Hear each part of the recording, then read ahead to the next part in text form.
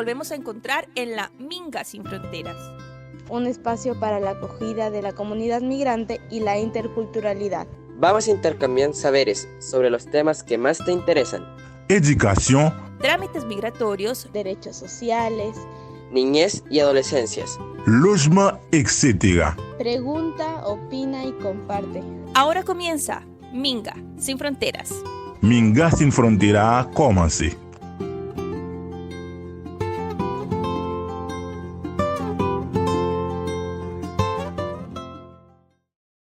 Bienvenidas y bienvenidos a un nuevo capítulo del podcast Minga Sin Fronteras. Este podcast es una producción de la Corporación Colectivos Sin Fronteras con el apoyo del equipo de Radio Juan Gómez Millas. Queremos agradecer a Revista Sur también por ayudarnos a difundir este podcast. Hoy tenemos de vuelta a nuestro compañero Patricio Rojas. Hola, Patricio. Hola, Magali, he regresado. ¿Sé por cuánto tiempo? Pero regresé. Sí, tenemos, un invitado también muy especial que lo vamos a presentar luego. Y contarles que este podcast lo pueden escuchar en Spotify, luego es subido a todas nuestras redes sociales del Colectivo Sin Fronteras, Minga Sin Fronteras. El tema del podcast de hoy es por la niñez palestina.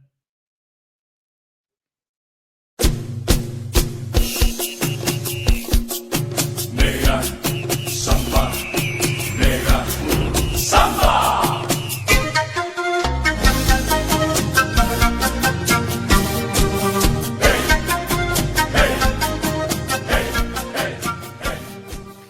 En el año 2024, Gaza fue declarada el lugar más peligroso del mundo para la infancia. Según la Oficina de Coordinación de Asuntos Humanitarios de las Naciones Unidas, hay un bombardeo cada 8 o 9 minutos en Gaza. Desde el inicio de la ofensiva hace 2 años, el 7 de octubre de 2023, más de 66,000 personas han sido asesinadas en Gaza, entre ellas más de 20,000 niños y niñas, aunque esta es una cifra estimada y crece cada día. Según una investigación del Centro Comunitario de Formación para la Gestión de Crisis basada en Gaza, 96% de la niñez en Gaza cree que será asesinada, 79% sufre pesadillas recurrentes y 49% desea morir. No solo sufren por el terror de los bombardeos constantes, sino por las heridas, las mutilaciones, el abandono, los traumas, el desplazamiento forzado y el hambre, que es usada como arma de guerra. La niñez en Gaza está sufriendo y todos en el mundo entero somos testigos. Estás escuchando el podcast Minga Sin Fronteras. Para hablar del tema por la niñez palestina, nos encontramos con Rodrigo Bustos Botay. Él es abogado y director ejecutivo de Amnistía Internacional Chile. Hola, Rodrigo. Bienvenido. Hola, Magali. Muchas gracias por la invitación. Saludar a Patricio también, con quien nos conocemos desde distintos ámbitos. Así es. Un varieté. Uh-huh. Bueno, vamos a empezar dando un panorama, para describir la situación actual de la niñez palestina en Gaza.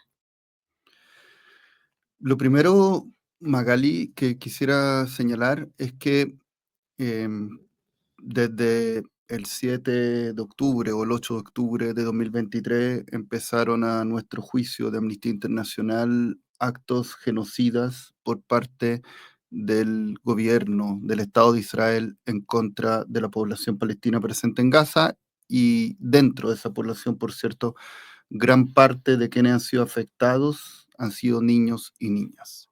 Dicho esto, también quisiera señalar que la historia no empezó el 7 o el 8 de octubre de 2023.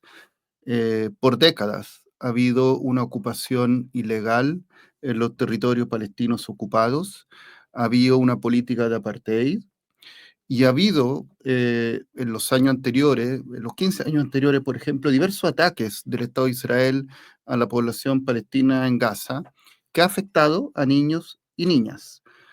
Digo esto porque muchas veces el Estado de Israel tiene el relato de que todo lo que ha estado haciendo es una política defensiva por los ataques de Hamas del 7 de octubre de 2023.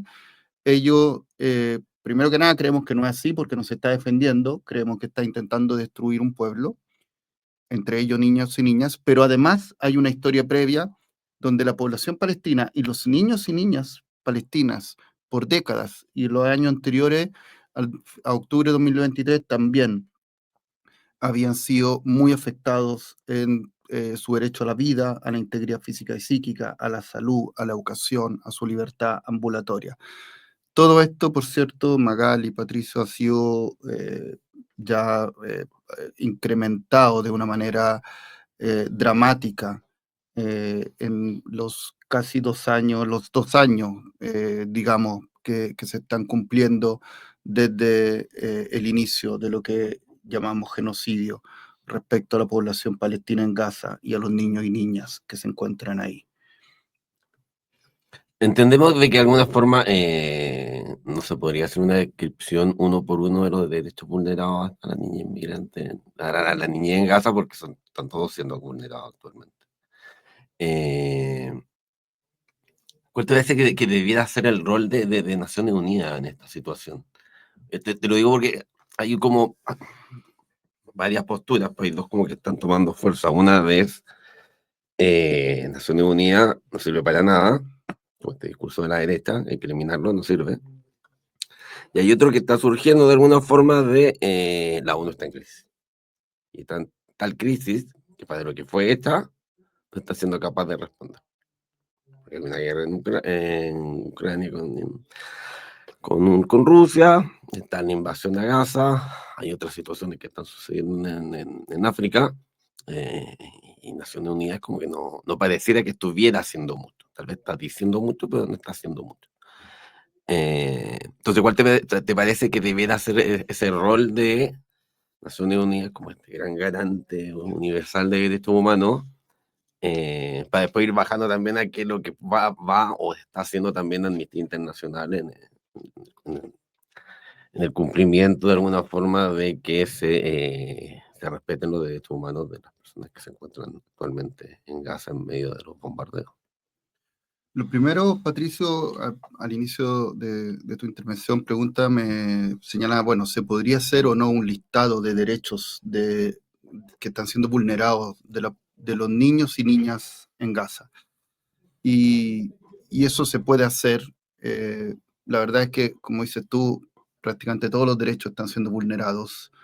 Este genocidio, a diferencia de otros genocidios que han ocurrido a lo largo de la historia, porque por supuesto no es el primero, tiene la característica bien especial que es un genocidio transmitido en vivo e indirecto. Entonces, hemos observado toda la población mundial las imágenes tan conmovedoras que nos conmocionan de niños y niñas que han sido, digamos, sus cuerpos despedazados por cohetes de Israel, o las escenas de esto que la relatora de Naciones Unidas, Francesca Albanese, ha denominado los Juegos del Hambre, esta utilización del hambre como arma de guerra y arma de genocidio, y vemos a los niños y niñas en las condiciones que están haciendo filas con una ollita tratando de tener algo de comida.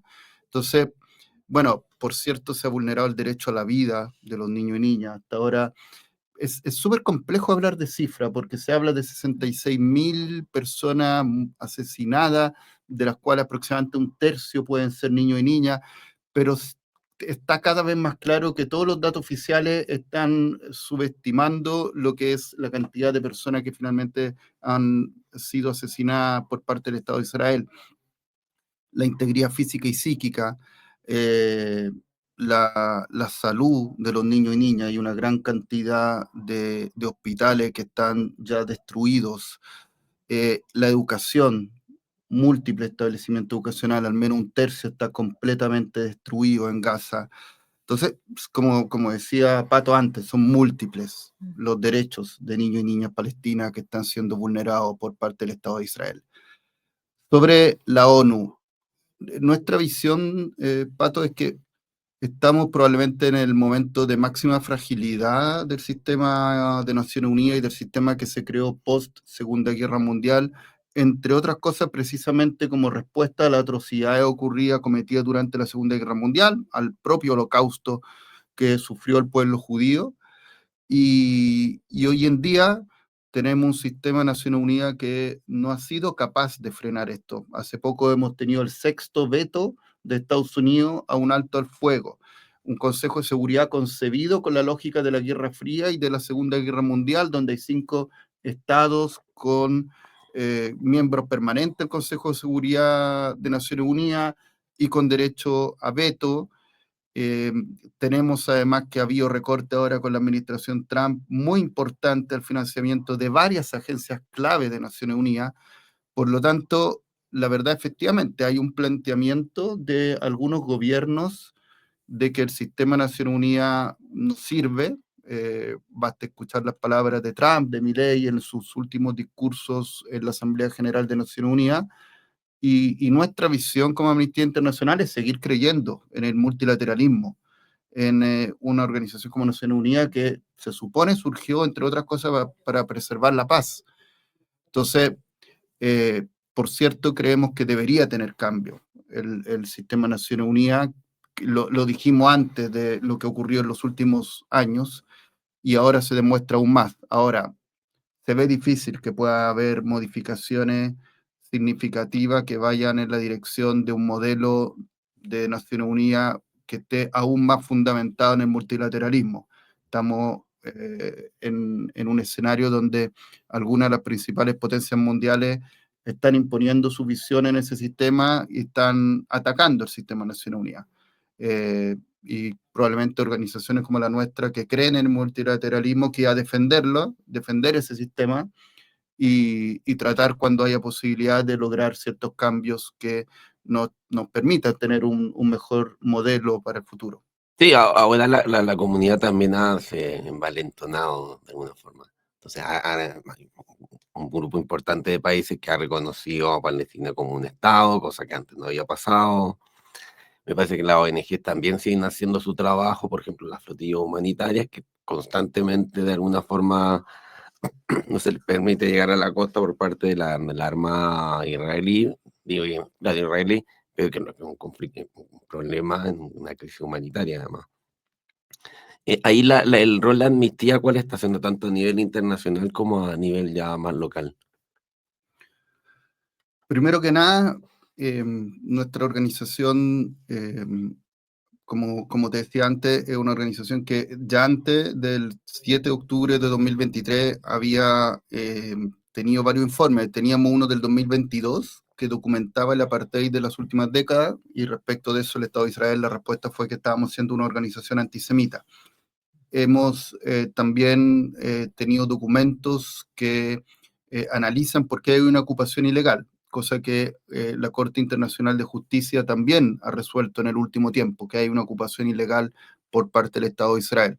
Entonces, nuestro trabajo tiene que ver con, que realizamos ya hace muchas décadas, con documentar las violaciones a los derechos humanos, realizar campañas, recomendaciones a todos los estados, y también tratar que nuestros informes, la manera en que documentamos las violaciones a los derechos humanos, por ejemplo, el genocidio en Gaza lo hemos documentado con información de personas presentes en el territorio, con relatos de testigos, con un análisis de la narrativa de múltiples autoridades del Estado de Israel que con su lenguaje deshumanizador hablan de destruir el pueblo palestino o de arrasar con Gaza, con un análisis también de imágenes satelitales que también nos han hecho concluir que ha habido varios casos donde el Estado de Israel simplemente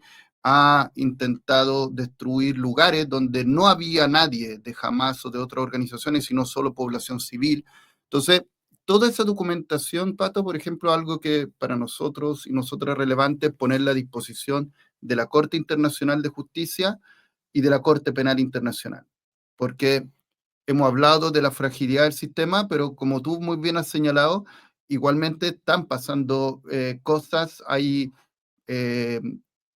sociedad civil y ciudadanía que se está movilizando en protesta en todos los continentes. Hay gobiernos que están reconociendo el Estado palestino y la Corte Internacional de Justicia y la Corte Penal Internacional también están haciendo su trabajo. Netanyahu está con una orden de arresto por la Corte Penal Internacional. Por lo tanto, desde nuestra organización seguimos apoyando todas y cada una de esas iniciativas y en particular, más allá de que estamos trabajando por un alto al fuego, creemos que quienes han cometido estos actos genocidas van a tener que, debieran rendir cuenta ante las cortes internacionales y seguimos, por lo tanto, recopilando antecedentes que puedan ser de utilidad para ese trabajo.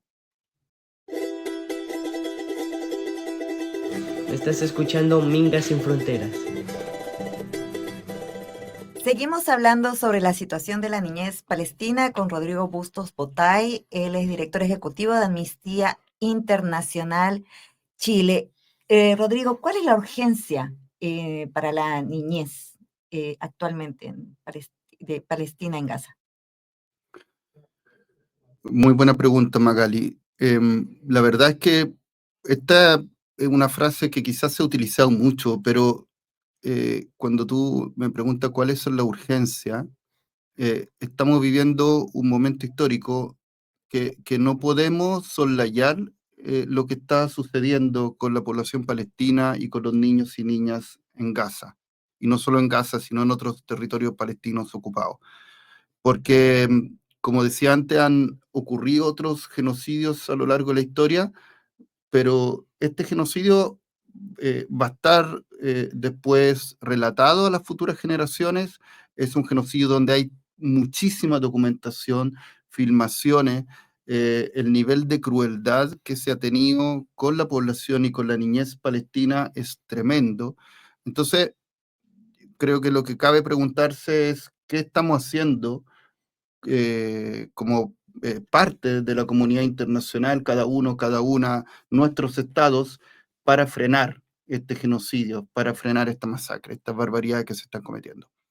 Y ahí, por ejemplo, lo que hablábamos antes, ayer, hoy día, mañana, todos los días están sucediendo cosas. Antes, Pato hablaba de la flotilla como una de las iniciativas que han habido, las varias intentos de las flotillas de ir a entregar ayuda humanitaria han sido acompañadas de tremendas movilizaciones a lo largo de muchos países. Entonces, ¿qué podemos hacer? Porque hay urgencia. No podemos naturalizar lo que seguimos viendo en vivo y directo todos los días. Podemos movilizarnos, protestar y exigir a los estados que vayan adoptando nuevas medidas. Afortunadamente, el gobierno del Estado de Chile ha tenido una posición bastante nítida respecto del genocidio que se está cometiendo por parte del Estado de Israel, pero siempre se pueden tomar nuevas medidas. Por ejemplo, el presidente Boric anunció en su última cuenta pública que se iba a diversificar la compra de armamentos para no depender en parte de Israel. Bueno, todo ese tipo de medidas tienen que hoy día tener ese sentido de urgencia, porque cada día mueren niños y niñas palestinas. Y en ese sentido instamos y fuimos a entregar hace poco tiempo al Palacio de la Moneda también una carta al presidente Boric con varios puntos para intensificar las medidas y las sanciones al Estado de Israel. En definitiva, el sentido de urgencia es clave si queremos que este genocidio termine lo antes posible. Rodrigo, entre las múltiples herramientas que pueda tener el Estado chileno para de alguna forma ayudar o colaborar o sostener la situación de Palestina, también está la de otorgar refugios. Como yo vengo poco, también opino más de lo que pregunto. Pero a mí el tema del refugio en Chile a mí no me convence mucho. Porque me parece que las experiencias previas con refugiados de Medio Oriente, al menos, no han sido buenas. La experiencia con palestinos hace un par de décadas atrás no fue buena. La experiencia con población siria tampoco fue buena. ¿Qué pasó con población palestina hace 2 décadas? No. Hubo un reconocimiento de refugiados palestinos. Se entendía que el Estado no tenía que no era necesario que el Estado se hiciera cargo en su totalidad de ver el tema de subsidios, escuela, lo que hace todo lo que podría generar un tipo de arraigo y protección dentro del país, porque hay una comunidad muy grande palestina dentro de. Y eso significó de alguna forma que no hubo procesos claros de aprendizaje del idioma. Además, había un tema de que principalmente los palestinos que se encuentran en Chile son cristianos. En este caso eran los que venían palestinos musulmanes, entonces tampoco se generaba como un tema cultural religioso que tampoco les facilitó de alguna forma quedarse en el país. Con los sirios pasó lo mismo, de los 100 que hay ninguno. A principios de los 90 también de estos países satélites de la Unión Soviética, cuando se separan, llegan refugiados, que no me acuerdo qué país llegan, pero llegan a la iglesia Santana. De los 100 familias no queda ninguna. Y en los primeros 5 años se iban porque no lograban aprender el idioma, no habían programas de trabajo, estaban todos allegados en una iglesia porque no habían programas de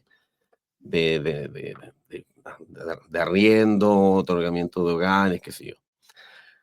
Entonces, luego de esa introducción amarga, ¿te parece que el Estado chileno está preparado para recibir refugiados palestinos hoy?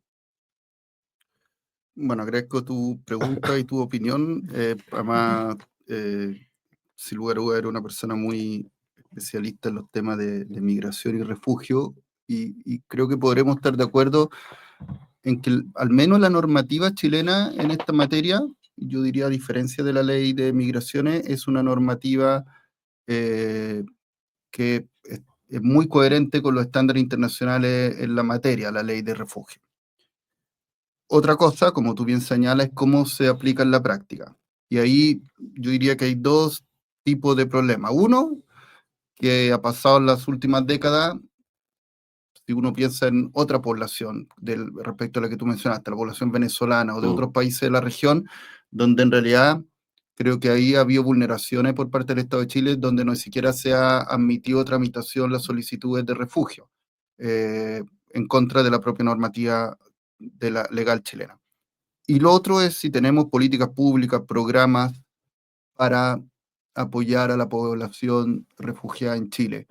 Yo habría pensado que de todos los países del mundo, Chile podría ser un país que podría tener ciertas facilidades para acoger y brindar protección internacional a las personas palestinas, precisamente por lo que tú decías, porque hay una comunidad, puede tener diferencia con la población palestina que llegue, porque como señalas, gran parte de la que está acá es cristiana, pero pensaría que eso debiera contribuir, facilitar, pero estoy de acuerdo que si se otorgan refugio a población palestina que vaya llegando, porque de verdad hay una emergencia humanitaria, el Estado no solamente debería acoger la solicitud, sino que eso vaya acompañado de recursos y programas de apoyo a esa población.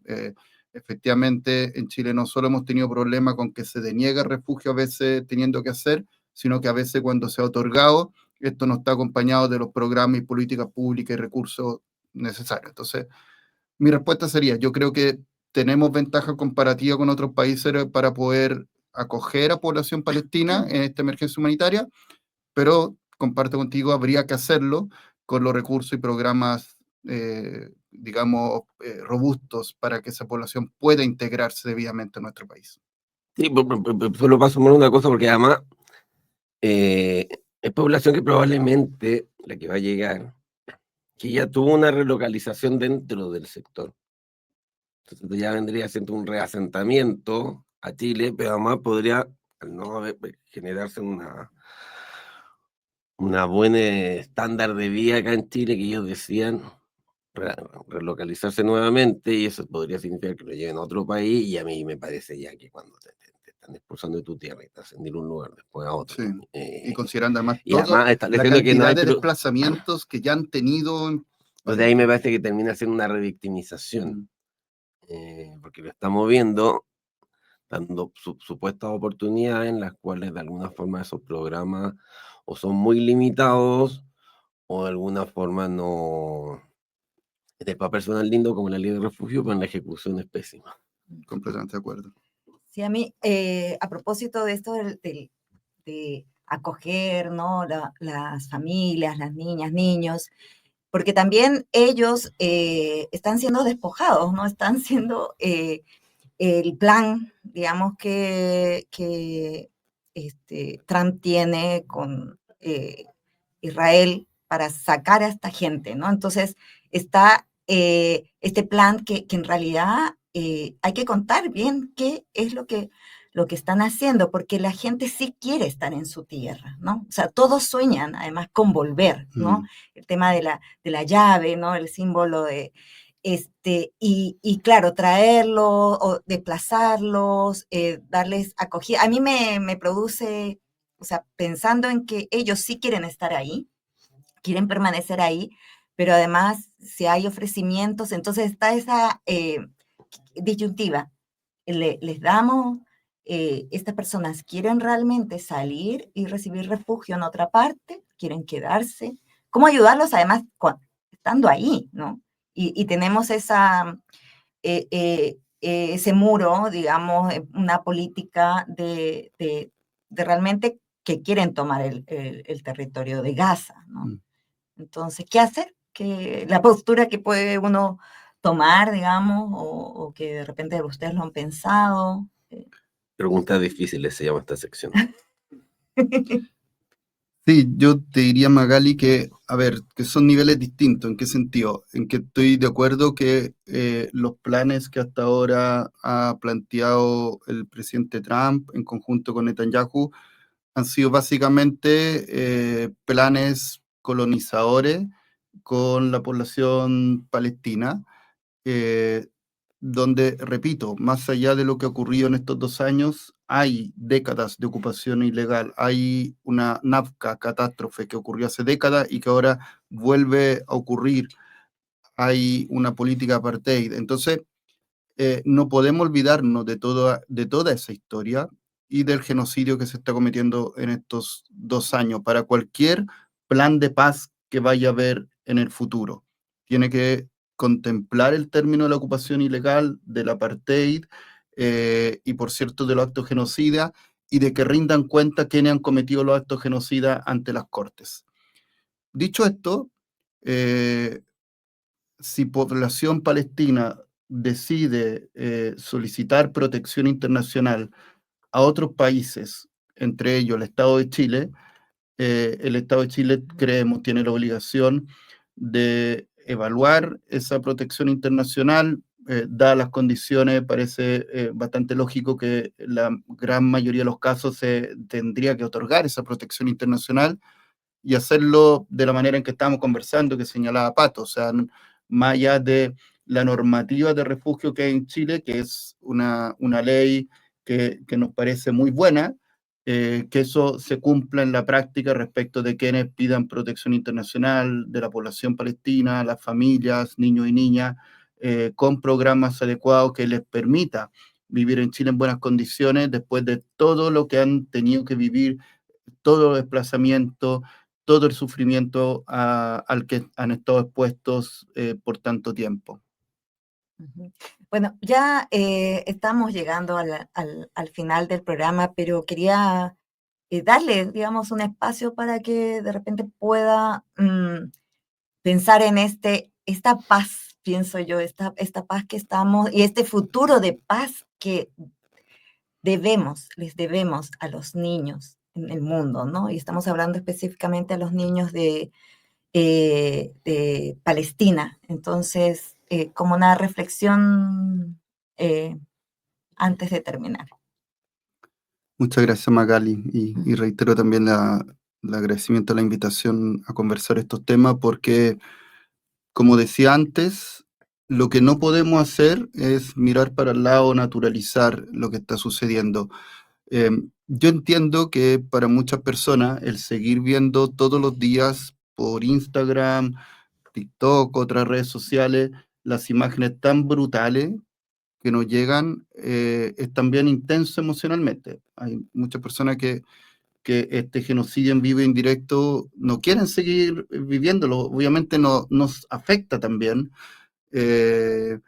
pero la verdad es que creemos que como parte de la comunidad internacional tenemos que seguir informándonos, tenemos que seguir indignándonos, denunciando y ver qué podemos hacer, cada uno y cada una de nosotros y nosotras para lograr la paz, para lograr un futuro mejor para la población palestina, para los niños y niñas de Gaza y palestinos en general, lo cual puede ser desde compartir información en redes sociales, ir a una manifestación, enviar cartas, sumarse a las peticiones que tenemos de amnistía para el gobierno chileno, para otros gobiernos. Son múltiples las cosas que podemos hacer si lo pensamos, porque la verdad es que después de todo lo que se vivió en la Segunda Guerra Mundial, lo decía, estamos en un momento de máxima fragilidad del sistema internacional que se creó en ese momento, y como parte de esta comunidad, si queremos que sea un mundo más humano, más justo, ante lo que están sufriendo los niños y niñas palestinos, no podemos quedarnos de brazos cruzados.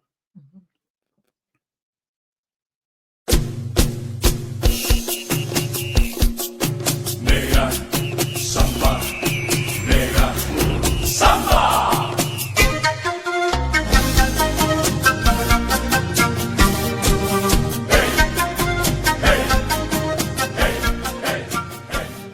Bueno, hemos llegado al final de este capítulo del podcast Minga Sin Fronteras. Hoy hablamos sobre la niñez palestina.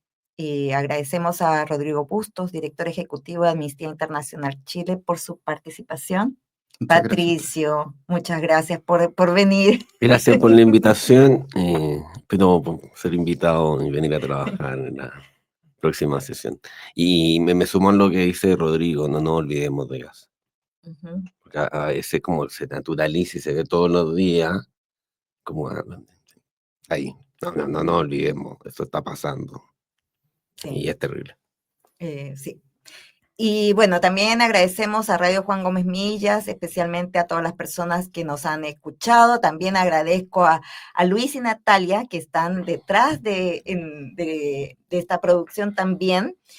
Y les recordamos que este episodio del podcast y los anteriores episodios están disponibles en las cuentas del Colectivo Sin Fronteras y Minga Sin Fronteras en Spotify, YouTube, Facebook, Instagram y TikTok. Así que nos escuchamos pronto en un nuevo capítulo del podcast Minga Sin Fronteras. Chao, gracias, chao.